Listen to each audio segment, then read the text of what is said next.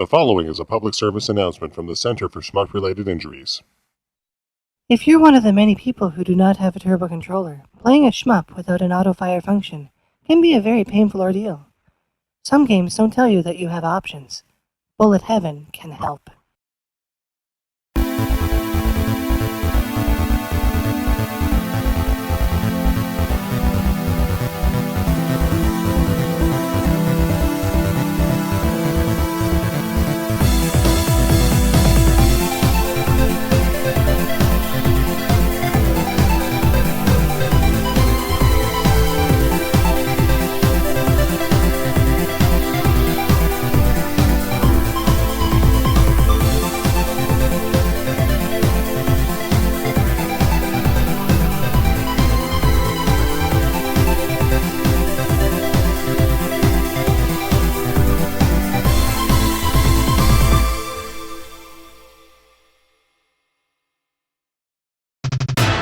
The Center for Shmup-Related Injuries is looking out for you. Before playing Thunder Spirits for the Super NES, make sure to press Start and Select at the same time to access the options menu and turn the auto-fire to on. Okay, I'll stop that now. Then again, it wasn't exactly obvious that autofire existed in this game to begin with, and it would have really hurt the review. Speaking of which, let's get right into that.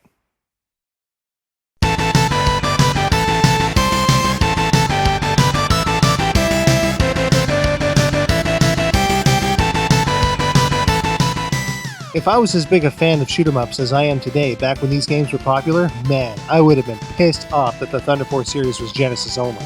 Thankfully, for gamers who were in that situation, Sega was able to snag the license for Thunder Force AC and ported it to the Super NES as Thunder Spirits. For what it is, Thunder Spirits does emulate the Thunder Force experience on the Super NES admirably well. However, it has quite a few shortcomings. We'll get into that a little later. As for the core gameplay though, anyone who's played a Thunder Force game since Thunder Force 3 knows what this is all about. But for those who only had a Super NES during this era, let's take a closer look.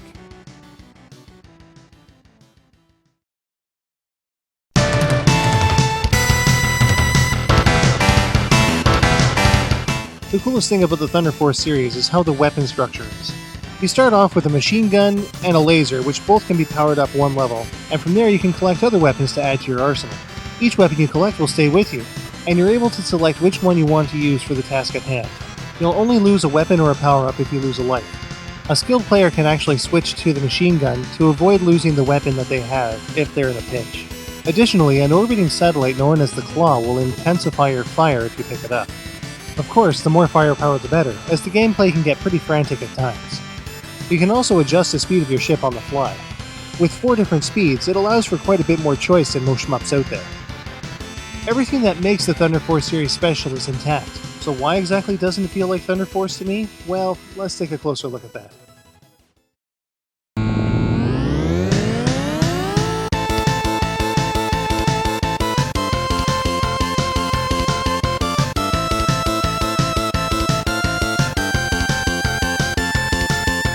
The very first thing that presented itself to me was the lack of auto-fire.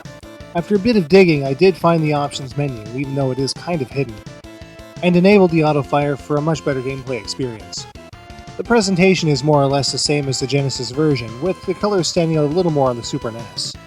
For some reason though, despite the superior sound chip, the music doesn't sound as good as the Genesis version does. Additionally, when you start firing and there are more than 2 enemies on screen, there is quite a bit of slowdown involved with this game as well. It turns out the Super Nintendo's processor speed really is inferior to the Genesis, and the difference is plainly obvious. Finally, there's the challenge. I'm happy to say that I actually one credit cleared this entire game while trying to get footage.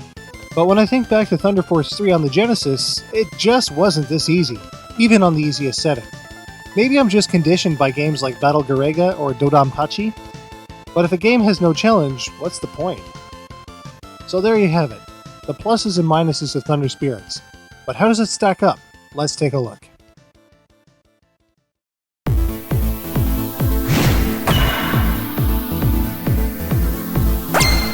Yeah, even though Thunder Spirits is part of the Thunder Force series, its shortcomings are just too great and far too many.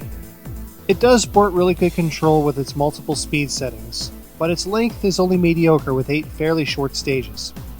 Its challenge is pretty much a no-brainer. Visuals and sound are inferior to the Genesis version, and it does maintain the ingenuity of the original, even though the port is pretty effed up. When it comes straight on down to it, I really can't recommend Thunder Spirits. Instead, track down a Genesis and the Thunder Force series on it. The presentation and gameplay is just better.